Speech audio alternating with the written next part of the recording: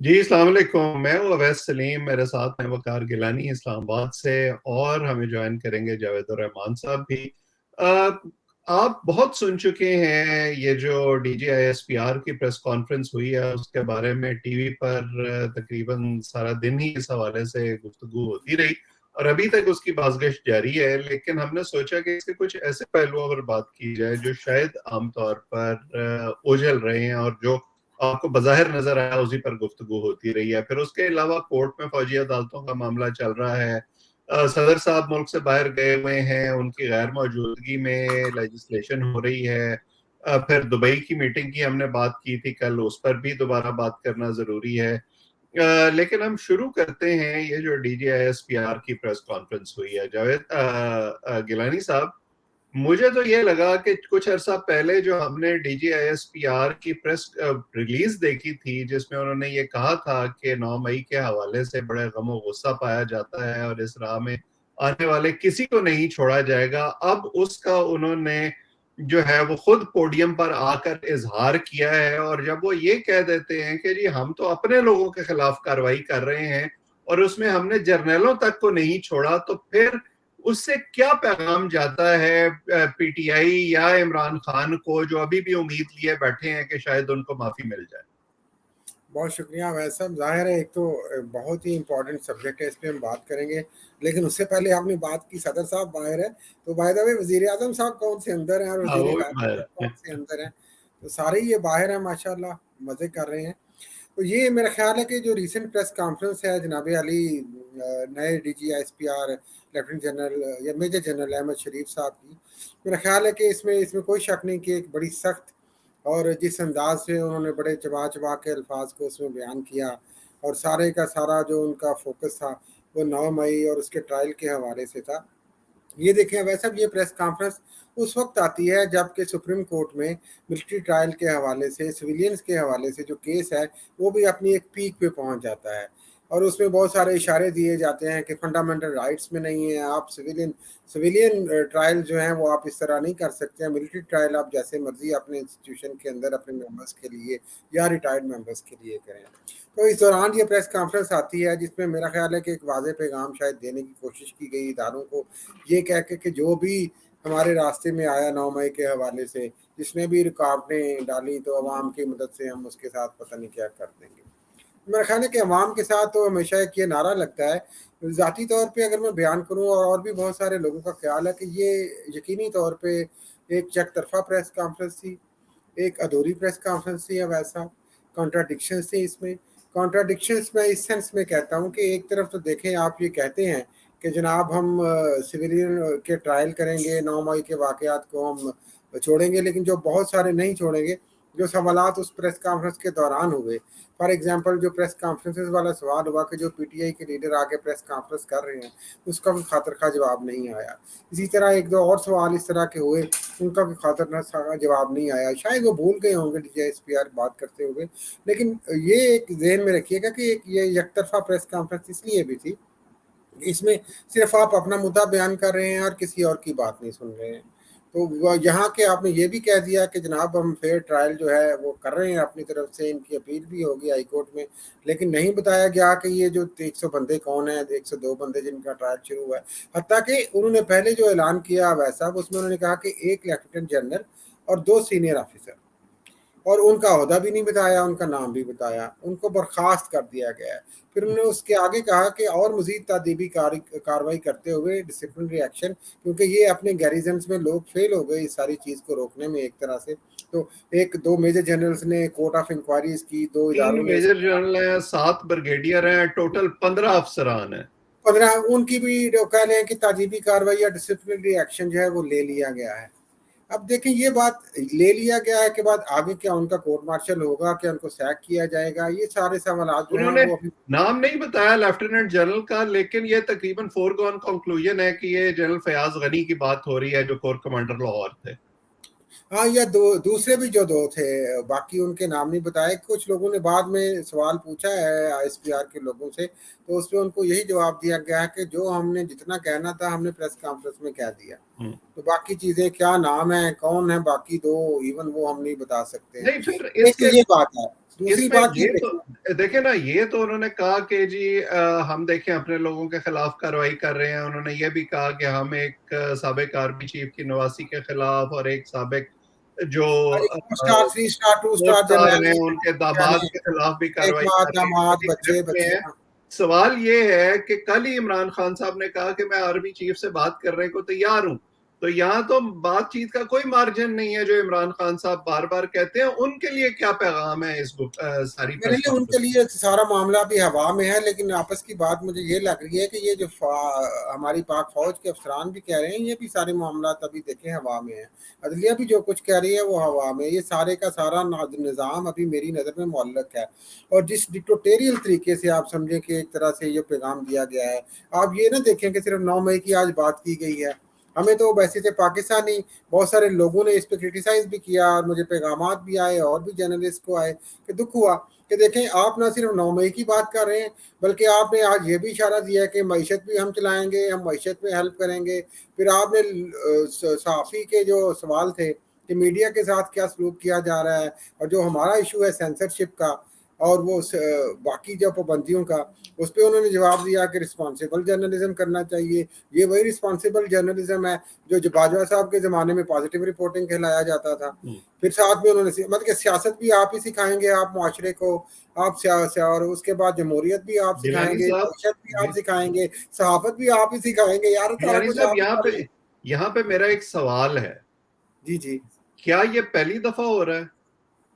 नहीं नहीं, क्या पहली दफा यही नहीं हो सब रहा, कुछ लेकिन बढ़ इमरान चढ़ के खान पहली साहब दफा के हो रहा है हाथ में शायद। नहीं होता रहा? क्या DGISPR उसी पोडियम पे खड़े होके ये नहीं कहते रहे कि जी 6 महीने सहाफी जो है वो मस्बत रिपोर्टिंग करें और सारा कुछ ठीक हो जाएगा? क्या बिल्कुल। सहाफियों को इमरान खान साहब के दौरे हुकूमत में ISPR को और ISI को इस्तेमाल करके धमकियां नहीं दी गई? क्या इमरान खान साहब के दौर में जनरल आसिफ गफूर ने बतौर DG ISPR प्रेस कॉन्फ्रेंस करके उस वक्त की ऑपोजिशन और उस वक्त की सिविल सोसाइटी की तस्वीरें नहीं दिखाई कि जी ये लोग मुल्क दुश्मन कार्रवाइयों में मुलविस हैं? और वो रिपोर्ट उस वक्त की जो मिनिस्ट्री ऑफ इंफॉर्मेशन थी फवाद चौधरी साहब के नीचे इमरान खान साहब की मंजूरी से नशर की गई थी। देखिए ये बात तो आपने सही की, इसीलिए मैंने जब अपना बयान शुरू किया था वैसा तो मैंने यही कहा था कि जी मुशर्रफ साहब की जब ट्रायल का केस जस्टिस वकार सेठ मरहूम ने किया था, तो वो जो इस तरह की एक प्रेस कॉन्फ्रेंस आई थी, ये उसी तरह की एक सख्त प्रेस कॉन्फ्रेंस है। मकसद ये है कि देखें, आप कहते हैं कि हम जो मर्जी कर लें, जहां मर्जी कर लें, जब मर्जी कर लें, हमें तो नेशनल इंटरेस्ट के नाम पे आप क्वेश्चन ना करें, लेकिन बाकी तमाम इदारों को आप अपनी जाहिर है वो क्वेश्चन की जो बंदूक है उसके नीचे रखते हैं। उसमें एक सहाफत वैसे भी है, सियासत भी है, एक वैसे जमहूरियत भी है, मईशत भी है, अदालत भी है। एक बड़ी डिस्टिंक्शन थी वैसे DG साहब की प्रेस कॉन्फ्रेंस में। उन्होंने कहा कि ये अफसरान जो फारिग किए गए हैं ये नेग्लिजेंस पे किए गए हैं, लेकिन हाँ जो जी, बाकी लोगों के खिलाफ कार्रवाई हो रही है वो साजिश करने पर हो रही है। बिल्कुल ऐसे ही है, बिल्कुल ऐसे ही है। तो ये तकलीफ देखें अब हम है बहरहाल इस प्रेस कॉन्फ्रेंस में, शायद वो आने वाले वक्तों में उनको दूर किया जाए, क्लैरिटी से मेरा ख्याल है कि बात की जाए। वन साइडेड मैं इसलिए भी कह रहा था कि आपका फोकस सिर्फ सिर्फ 9 मई है और उसमें एक पर्टिकुलर एंगल है, लेकिन जो मैंने अर्ज की, मैंने उसमें लिखा भी था एक जगह पे इस बारे में कि ये सारे मामला देखें, it was a political outburst reaction. वो एक इंतहाई गलत, इंतहाई कंडेमनेबल तरीके से ये हुआ, लेकिन अल्टीमेटली आप इसको एनालाइज ब्रॉडर पर्सपेक्टिव में वैसा करेंगे, हम बात करते हैं तो ये एक पॉलिटिकल रिएक्शन था। इसकी बैकग्राउंड क्या थी, इसके जाने के लिए फिर हमें 5-6 साल पीछे जाना पड़ेगा। हमें देखना पड़ेगा कौन सी वजूहत थी कि राहील शरीफ साहब और नवाज शरीफ साहब की ना बनी। फिर इसके बाद कमर जावेद बाजवा साहब आए तो उन्होंने उनकी हुकूमत को टॉपल करवाया, और फिर ये नवाज शरीफ साहब ने भी माना और बाजवा साहब ने भी बाद में माना।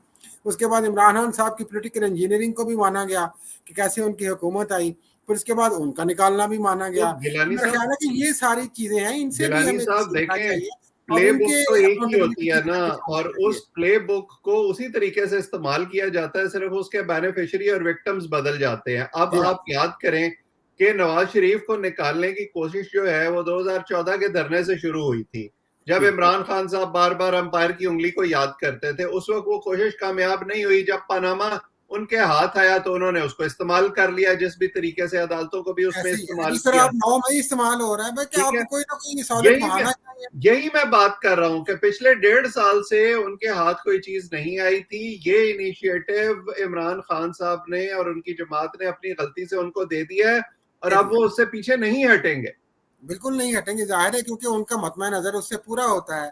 यही तो मैं आपसे गुजारिश कर रहा था कि ये सारी चीजें बजा, लेकिन ये जो आप जो हालात यहाँ तक पहुंचते हैं, और ये जो जमहूरियत और हुकूमतों को गिराने का जो एक अमल है, उसकी अकाउंटेबिलिटी पता नहीं कब हमारे यहाँ शुरू होगी, या वो एक ख्वाब ही रह जाएगी। उसके लिए कोई प्रेस कॉन्फ्रेंस नहीं होगी, ना ही शायद कोई सहाफ़ी वहां पे सवाल पूछेगा।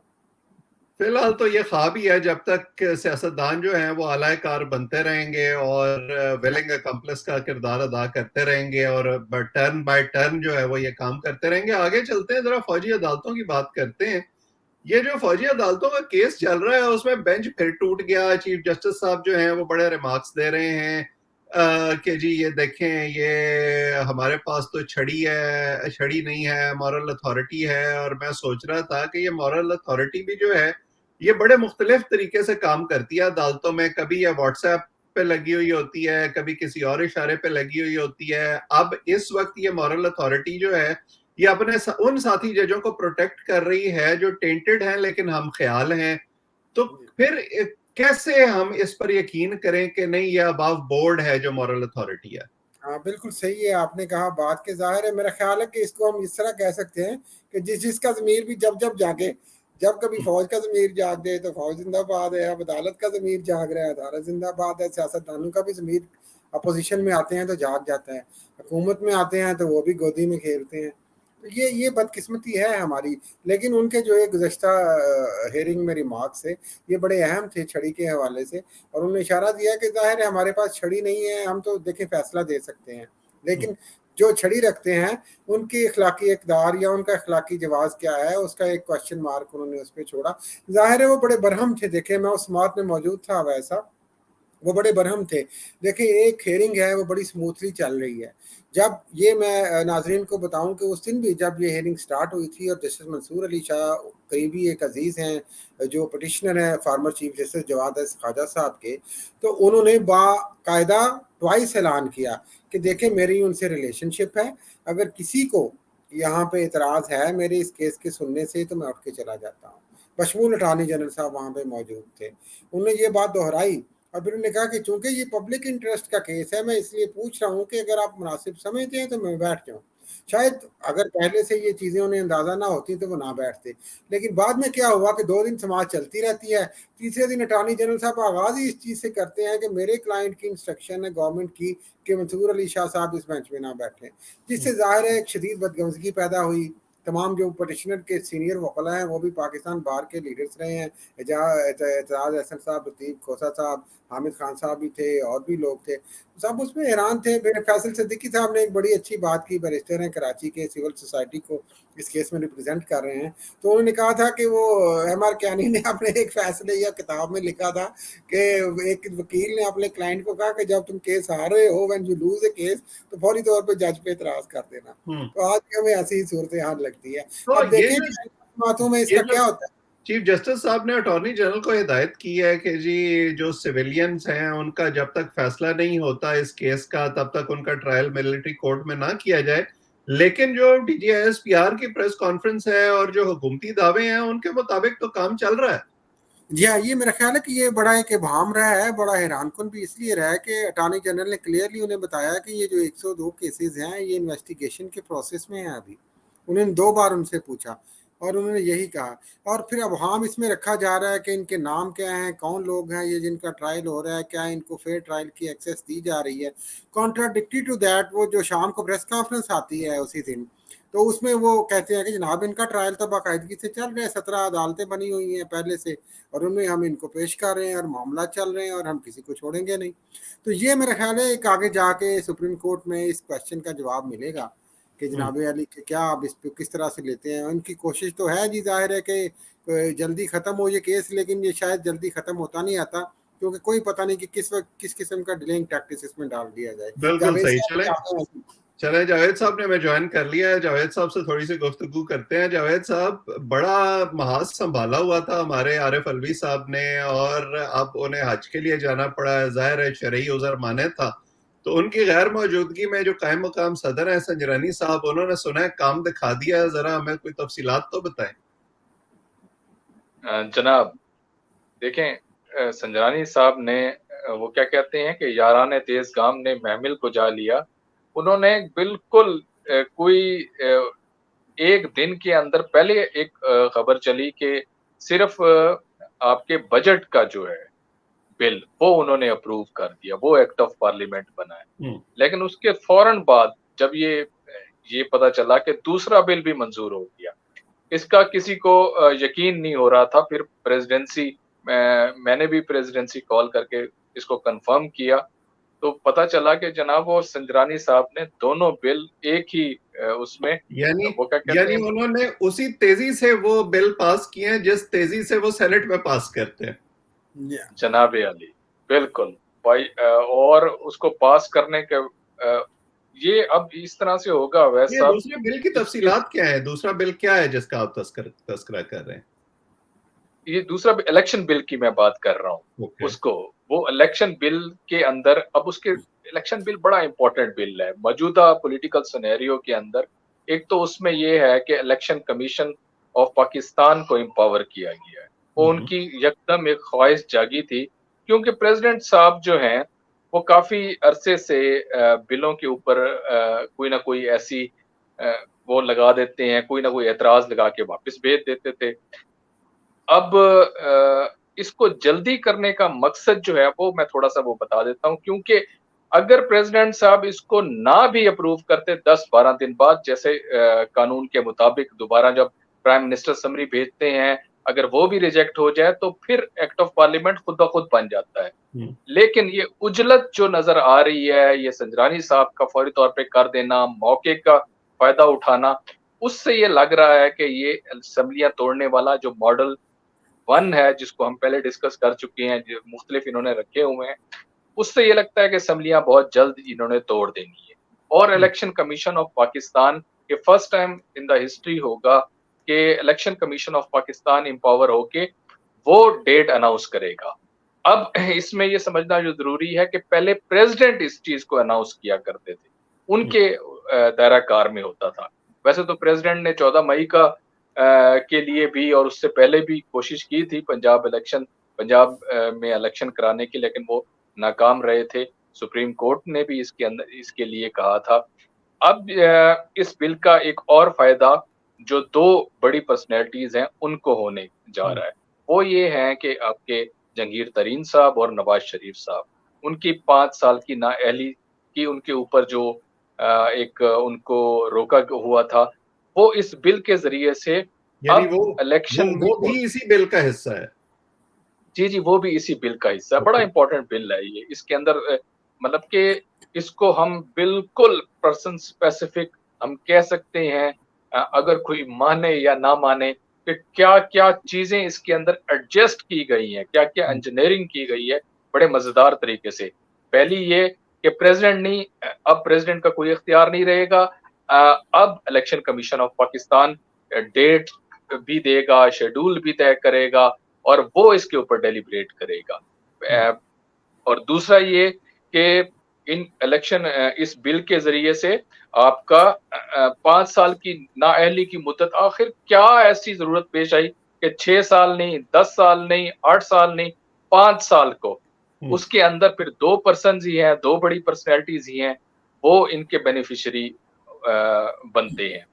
तो इसके जी, क्या यही वजह है कि जहांगीर तरीन साहब ने ये जो दुबई में बड़ी बैठक हो रही है, जिसकी हमने कल भी बात की थी, उसमें अपने आईएलची बना के भेज दिया है ओन चौधरी को, और वो शायद वहां जाके ये कहेंगे कि जी हमारे और आपके मसाइल मुश्तरका हैं और आइंदा का एजेंडा भी कोई मुश्तरका बना लेते हैं, कोई मिलजुल कर खेलते हैं।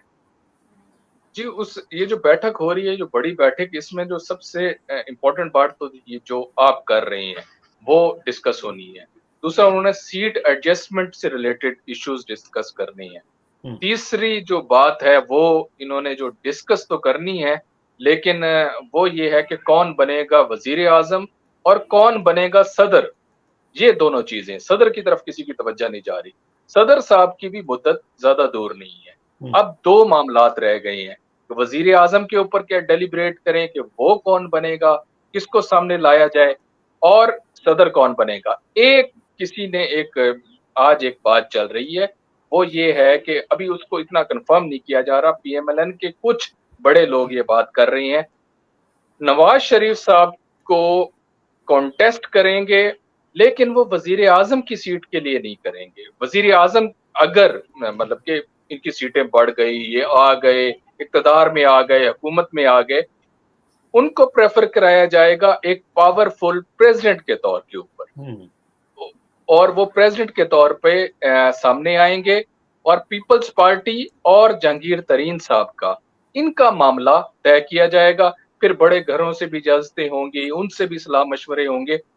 नवाज शरीफ साहब के मुतालिक ये जो नई खबर चल रही है, जो नई हमारे सोर्सेज बता रहे हैं, वो इस किस्म का सिनेरियो। इनको हम ये कह सकते हैं कि ये सब प्रपोजल्स हैं अभी, जिन पर अभी गौर हो रहा है, और जितनी मुतल्लिका स्टेक होल्डर्स हैं जो सब इस मुलाकात में मौजूद हैं या जिनसे बाद में मंजूरियां होनी हैं, अभी ये सारी चीजें फ्लूइड हैं और इन पर गौर होगा, और फिर देखेंगे कि किसको केक में से कितना हिस्सा मिलता है, कौन क्या डील लेने में कामयाब होता है। इन तमाम चीजों पर हम नजर रखेंगे और आपके सामने लाते रहेंगे। आप इस चैनल को सब्सक्राइब करें ताकि हमारी गुफ्तगू आइंदा भी आप तक पहुंचे। कमेंट सेक्शन में अपनी राय से भी जरूर आगाह किया करें। 2 दिन आप हमें नया दौर पर देखते हैं और बाकी 5 दिन आप हमें हमारे दूसरे प्लेटफॉर्म एएसएम टुडे पर देख सकते हैं। आप दोनों जगह हमें सब्सक्राइब करें ताकि हमारी गुफ्तगू आप तक पहुंचे। कमेंट सेक्शन में अपनी राय से भी जरूर आगाह किया करें। आज इतना ही। मेरे दोनों दोस्तों का और जो लोग हमें देख रहे हैं सबका बहुत बहुत शुक्रिया।